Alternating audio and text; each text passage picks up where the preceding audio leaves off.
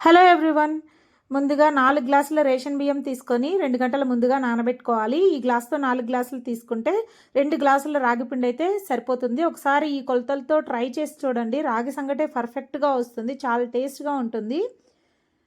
నానబెట్టుకున్న రేషన్ బియ్యాన్ని కుక్కర్లో వేసుకొని మెత్తగా ఉడికించుకోవాలి 5-6 విజిల్లు వచ్చే వరకు.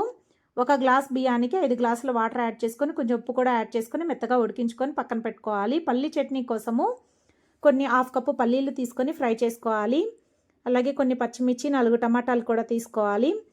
అదే ప్యాన్లో కొంచెం ఆయిల్ యాడ్ చేసుకొని ముందుగా పచ్చిమిర్చి ఫ్రై చేసుకొని పక్కన పెట్టుకోవాలి. తర్వాత టమాటాలు, కొంచెం చింతపండు కూడా యాడ్ చేసుకొని మెత్తగా మూత పెట్టుకొని మెత్తగా మగ్గించుకొని పక్కన పెట్టుకోవాలి. చల్లారిన తర్వాత పల్లి చట్నీ మిక్సీ పట్టుకోవాలి.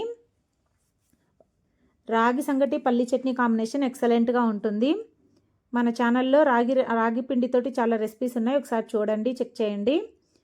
ఉడికించుకున్న అన్నాన్ని ఒక పెద్ద బౌల్లో తీసుకొని కొన్ని వేడి నీళ్ళు, రాగి పిండి కూడా యాడ్ చేసుకొని వెంటనే మిక్స్ చేయకుండా ఒక 5 మినిట్స్ పాటు సిమ్లో ఉంచి తర్వాత బాగా మిక్స్ చేసుకొని మళ్ళీ ఒక 10 మినిట్స్ పాటు ఉడికించుకుంటే పర్ఫెక్ట్గా రాగి సంగటి రెడీ అయిపోతుంది. దీని పల్లీ చట్నీ నెయ్యి కాంబినేషన్ ఎక్సలెంట్గా ఉంటుంది.